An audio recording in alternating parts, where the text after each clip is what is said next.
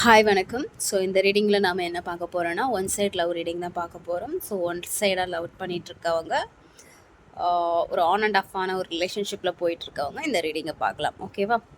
So உங்கள் பர்சனோட current feeling எப்படி இருக்குது அப்படிங்கிறத இந்த ரீடிங்கில் பார்க்கலாம். அண்ட் யாருக்காச்சும் பர்சனல் ரீடிங் வேணும்னா டிஸ்கிரிப்ஷனில் வந்து நம்பர் போட்டிருக்கேன், எனக்கு வாட்ஸ்அப் பண்ணுங்கள். ஓகே.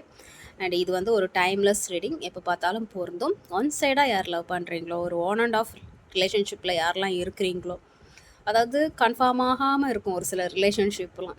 ஸோ அந்த மாதிரியான ஒரு சுச்சுவேஷனில் ஒன் சைடில் லவ் பண்ணிகிட்டு இருக்கவங்க இந்த ரீடிங்கை பார்க்கலாம். ஓகே. ஸோ உங்கள் பர்சனோட கரண்ட் ஃபீலிங், அதாவது உங்கள் மேலே என்ன ஃபீலிங்கில் இருக்காங்க அப்படிங்கிறத பார்க்கலாம். ஓகே. ஸோ வெயிட்டிங் போயிட்டுருக்கு. ரெண்டு பேருக்கும் ஒரு லாங் டிஸ்டன்ஸ் இருக்கிறதுக்கான வாய்ப்புகள் அதிகமாக இருக்கும். நீங்கள் ரெண்டு பேரும் வந்து ஒரு லாங் டிஸ்டன்ஸ் ஒரு ரிலேஷன்ஷிப்பில் மெயின்டைன் பண்ணிகிட்டு இருக்கிறதுக்கான வாய்ப்புகள் வந்து இங்கே அதிகமாகவே இருக்கும் அப்படிங்கிற மாதிரி தான் நான் பார்க்குறேன். One second.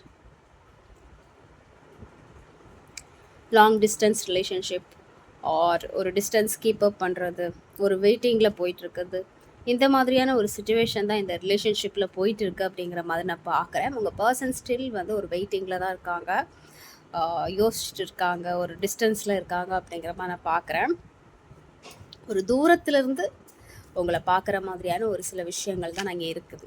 அது என்ன காரணம்னா கமிட்மெண்ட் ஏதாச்சும் இருக்கும், உங்களையும் தவிர்த்து ஒரு சில கமிட்மெண்ட்டுகள் இருக்கும். அதுக்காக அவங்க கொஞ்சம் தூரமாக இருக்காங்க, டிஸ்டன்ஸில் இருக்காங்க. சரி, தொலைதூரத்தில் இருக்கலனாலும் உங்ககிட்டேருந்து ஒரு டிஸ்டன்ஸ் கீப் அப் பண்ணிகிட்டு இருக்காங்க, ஒரு வெயிட்டிங்கில் இருக்காங்க அப்படிங்கிற மாதிரி நான் பார்க்குறேன்.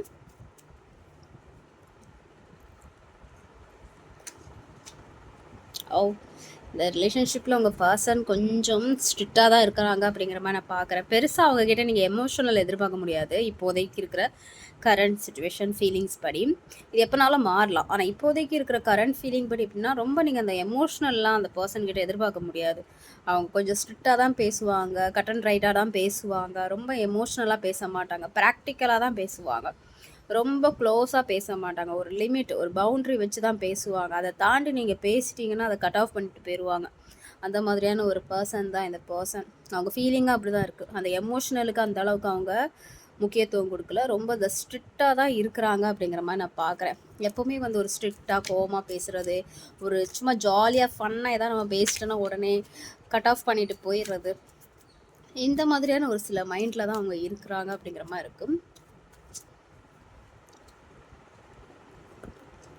ரொம்ப கன்ஃபியூஷன் உங்களுக்கு. ஓகே. உங்கள் பர்சனுக்கு நிறைய கன்ஃபியூஷன் இருக்குது, அதர் கமிட்மெண்ட்ஸ் நிறைய இருக்குது. இந்த ரிலேஷன்ஷிப் பேஸ் பண்ணி அவங்களுக்கு ஒரு கிளியரான ஒரு ஐடியா இல்லை.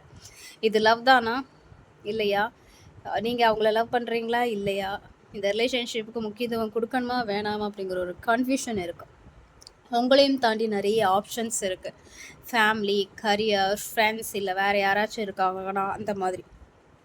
ஸோ மல்டிபிள் ஆப்ஷன் இருக்குது. ஸோ இந்த ரிலேஷன்ஷிப்பில் அவங்க கிளியராக இல்லை அப்படிங்கிற மாதிரி தான் நான் பார்க்குறேன்.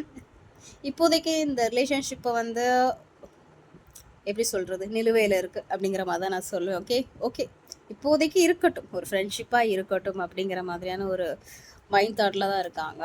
அவங்களுக்குன்னு நிறைய கமிட்மெண்ட் இருக்குது, ஃபேமிலி ரெஸ்பான்சிபிலிட்டி. ஸோ இந்த மாதிரியான சில விஷயங்கள் நிறைய யோசிக்கிறாங்க இந்த ரிலேஷன்ஷிப் பேஸ் பண்ணி. இதுக்கு லவ் கொடுக்கலாமா, இந்த ரிலேஷன்ஷிப் லவ் தானா, நமக்கு இவங்க மேலே லவ் இருக்குதா, இல்லை இப்போதைக்கு ஒரு ஆப்ஷனாக இருக்கட்டுமா அப்படிங்கிற ஒரு எண்ணமும் அவங்களுக்கு இருக்குது. ஸோ கன்ஃபியூஷன் அவங்க. அண்ட் உங்கள் மேலேயே வந்து கிளியரான ஒரு கிளாரிட்டி இல்லை. நீங்கள் என்ன மாதிரியான ஒரு மைண்ட் செட்டில் அவங்ககிட்ட பழகிறீங்க அப்படிங்கிற ஒரு கிளாரிட்டி வந்து அவங்கக்கிட்ட இல்லை, ரெண்டு பேர் சைட்லேயும் இல்லை அப்படிங்கிற மாதிரி தான் நான் பார்க்குறேன். அதாவது அவங்க என்ன மைண்ட் செட்டில் பழகுறாங்க அப்படிங்கிறது உங்களுக்கு தெரியாது, நீங்கள் லவ் தான் பண்ணுறீங்களா அப்படிங்கிறது அவங்களுக்கும் தெரியாது அப்படிங்கிற மாதிரி தான் நான் பார்க்குறேன். ஸோ கிளாரிட்டி சுத்தமாகவே இல்லை. ஒரு குழப்பமான ஒரு இல்லூஷன் வேர்ல்டில் தான் ரெண்டு பேரும் வாழ்ந்துட்டுருக்கீங்க அப்படிங்கிற மாதிரி நான் பார்க்குறேன்.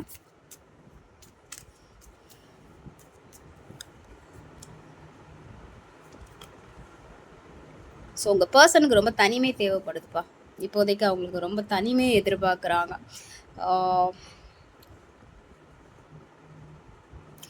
தனிமை தேவை, நிறைய மனக்குழப்பங்கள் அவங்களுக்கு நிறையவே இருக்குது அப்படிங்கிற மாதிரி நான் பார்க்குறேன். உங்கள் மேலே ஃபீலிங் இல்லைன்னு சொல்ல முடியாது, ஃபீலிங் இருக்குது. ஆனாலும் அவங்களுக்கு நிறைய ஒரு ஸ்ட்ரெஸ் இருக்குது, டென்ஷன் இருக்குது, மனக்குழப்பங்கள் இருக்குது.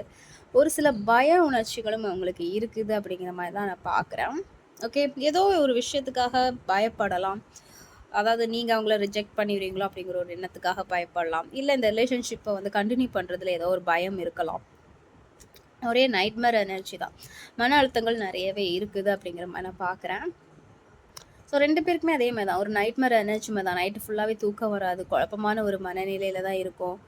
ஸோ இந்த மாதிரி தான ஒரு சிச்சுவேஷன் தான் 2 பேர் சைட்லேயும் போயிட்டுருக்கு அப்படிங்கிற மாதிரி நான் பார்க்குறேன்.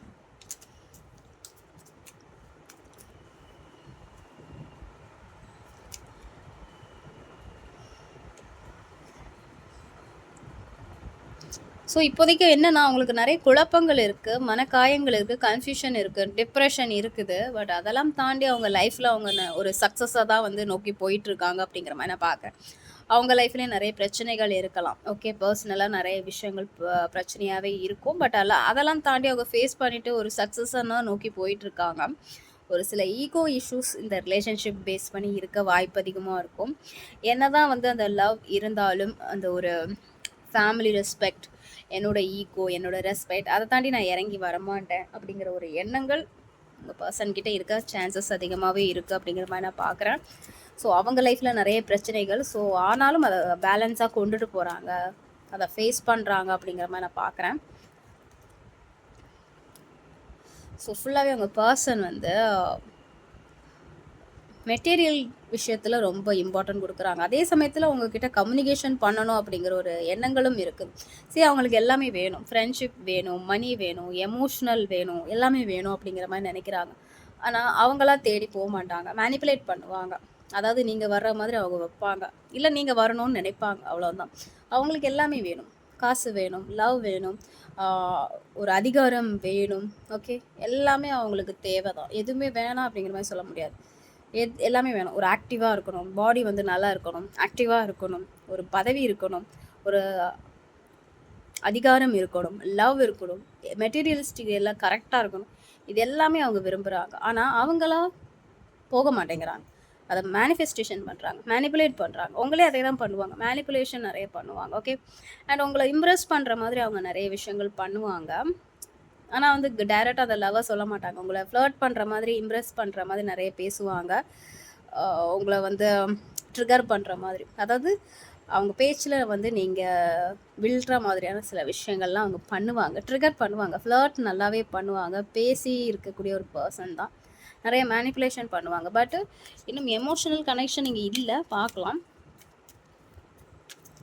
எமோஷ்னல் இருக்குது, ஆனால் அது கிளியராக இல்லை. ஓகே, எமோஷ்னல் ஃபிசிக்கல் அட்ராக்ஷன் இருக்குது, பட் அது கிளியராக இல்லை அப்படிங்கிற மாதிரி நான் பார்க்குறேன்.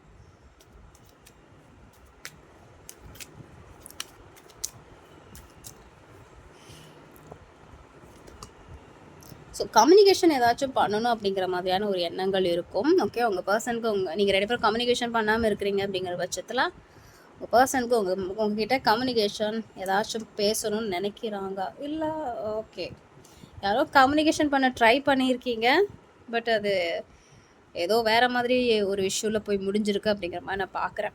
ஓகே, இங்கே 2 விஷயம் தான் நான் பார்க்குறேன். ஒன்று, உங்கள் பர்சன் கம்யூனிகேஷன் பண்ண விரும்புகிறாங்க, இல்லை இந்த கம்யூனிகேஷன் பண்ணால் அதாவது மனசு வருத்தம் படுற மாதிரி ஏதாவது நடந்துருமோ அப்படிங்கிற ஒரு எண்ணம் வந்து அவங்களுக்கு இருக்கும். ஸோ ஆல்ரெடி அவங்க லைஃப்பில் அவங்க எமோஷ்னலி யார்கிட்டையும் விழக்கூடாது அப்படிங்கிற மாதிரியான ஒரு எண்ணம் இருக்கும். ஓகே, எமோஷ்னல் ட்ரைன் ஆகக்கூடாது அப்படிங்கிற ஒரு எண்ணம் அவங்களுக்கு இருக்கும். ஓகே, ஸோ பட் மற்றபடி இந்த ரிலேஷன்ஷிப்பில் ஒரு ஆக்ஷன் எடுக்கணும், பேசணும் அப்படிங்கிற ஒரு எண்ணம் அவங்களுக்கு இருக்குது. ஆனால் என்னென்னா ஏதோ ஒரு தயக்கங்கள், அந்த எமோஷ்னலி மறுபடியும் வந்து விழுந்துடக்கூடாது அப்படிங்கிற ஒரு எண்ணம் அவங்களுக்கு அதிகமாகவே இருக்குது அப்படிங்கிற மாதிரி நான் பார்க்குறேன்.